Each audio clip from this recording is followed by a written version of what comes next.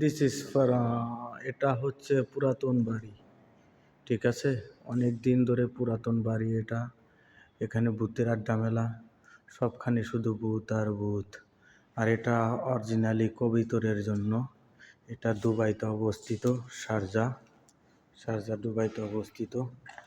ওই দেখেন নিচে কত সুন্দর ডিজাইন, দেখতে পাচ্ছেন সবাই?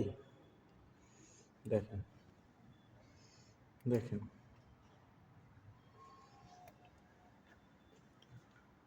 মানুষ ভয়ে এখানে আসে না এখন।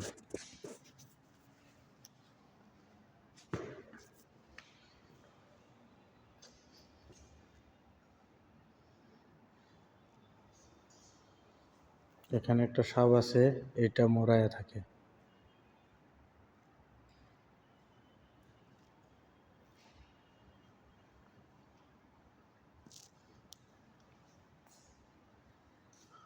এটাই মূলত ভূত।